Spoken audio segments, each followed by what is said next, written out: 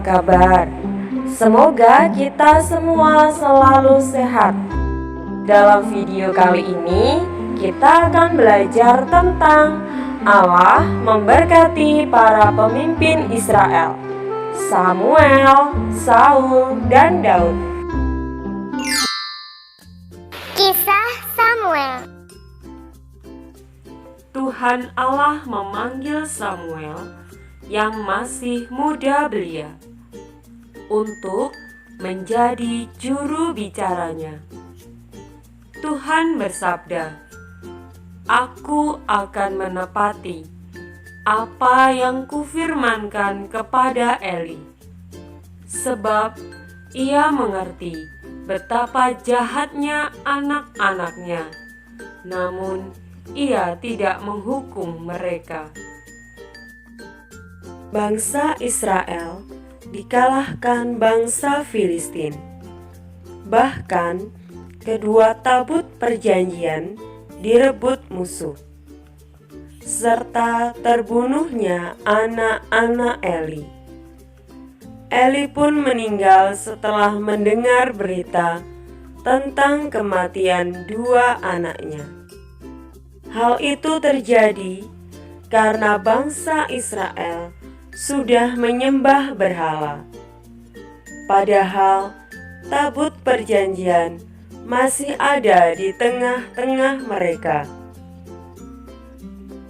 Eli yang meski mendapat tugas khusus dari Tuhan, ternyata tidak bertanggung jawab, termasuk terhadap perilaku anak-anaknya sendiri.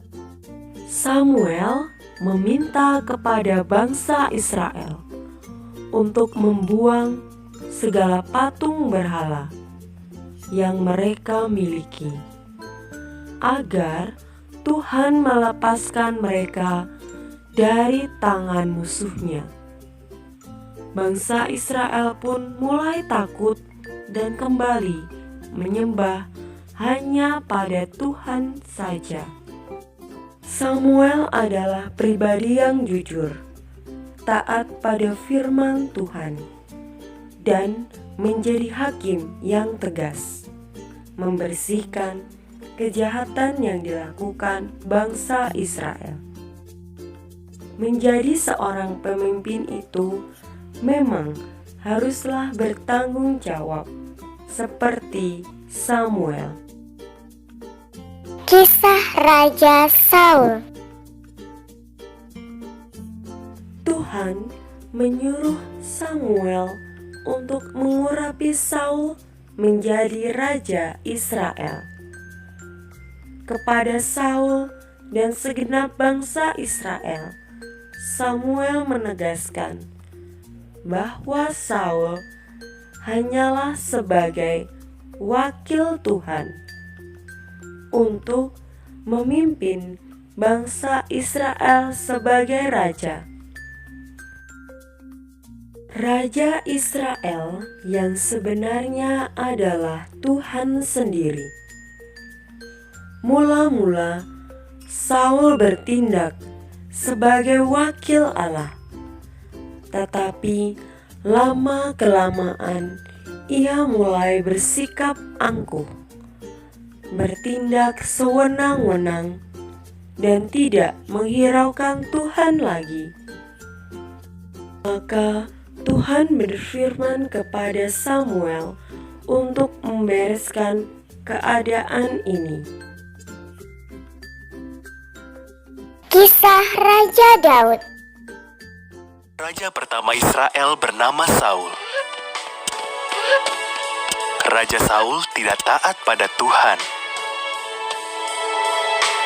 Maka Tuhan berkata kepada Nabi Samuel, "Carilah orang bernama Isai. Salah satu anak laki-lakinya akan menjadi raja Israel yang baru."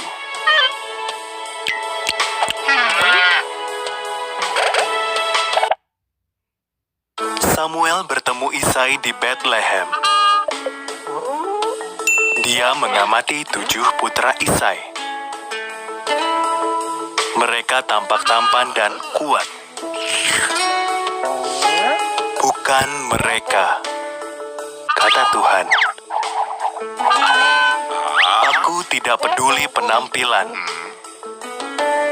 Yang penting bagiku adalah isi hati orang itu.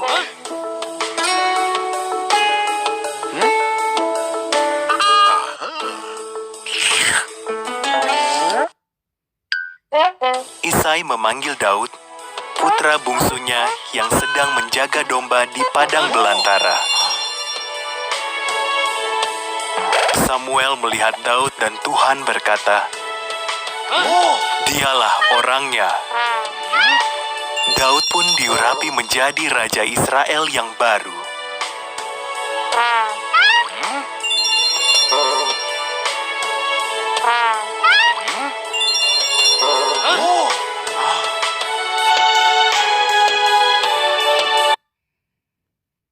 Beberapa waktu kemudian, Israel berperang dengan bangsa Filistin. Goliat, prajurit raksasa Filistin, menantang bangsa Israel agar mengirim jagoannya melawan dia. Semua orang Israel gemetar ketakutan.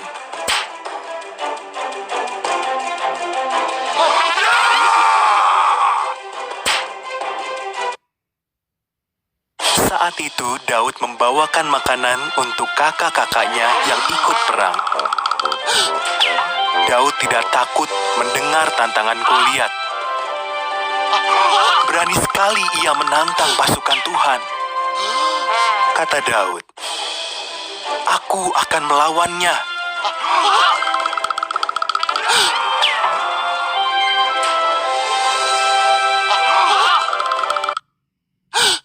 Raja Saul terkejut dan menawarkan senjatanya kepada Daud. "Tidak," kata Daud. "Tuhan pernah menolongku membunuh binatang buas. Dia pasti akan menolongku melawan Goliat." Daud mengambil 5 butir batu dan ketapel.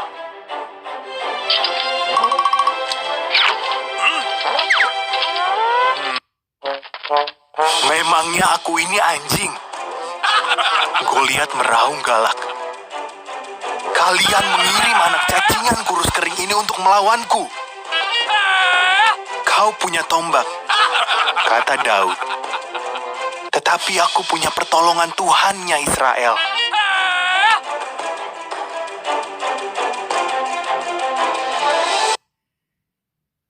Daud memasangkan batu di ketapel dan melemparkannya. Batu itu mengenai dahi Goliat dan raksasa itu tumbang.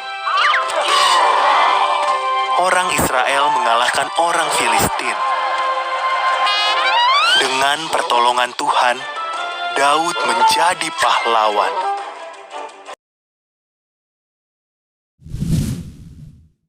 Raja bangsa Israel adalah wakil Allah.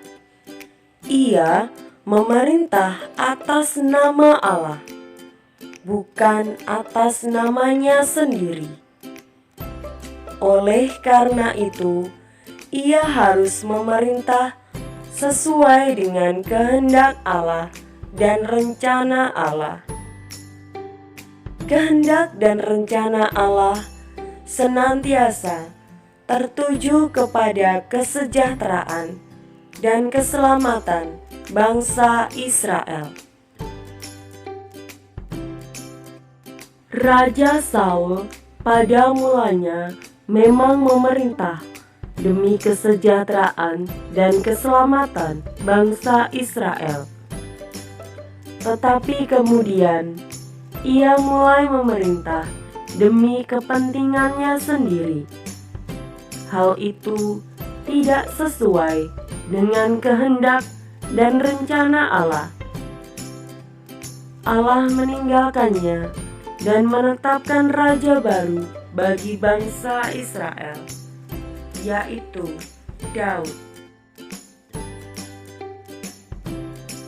Daud selama hidupnya selalu memerintah atas nama Allah.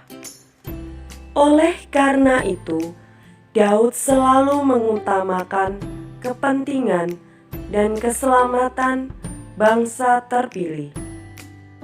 Ia menjadi raja terbesar sepanjang sejarah bangsa Israel. Sebenarnya, setiap pemimpin harus selalu menyadari bahwa kekuasaan yang dimilikinya berasal dari Allah. Kekuasaan itu harus digunakan sesuai dengan kehendak Allah, yaitu untuk kesejahteraan. Sekian pembelajaran hari ini. Sampai jumpa lagi.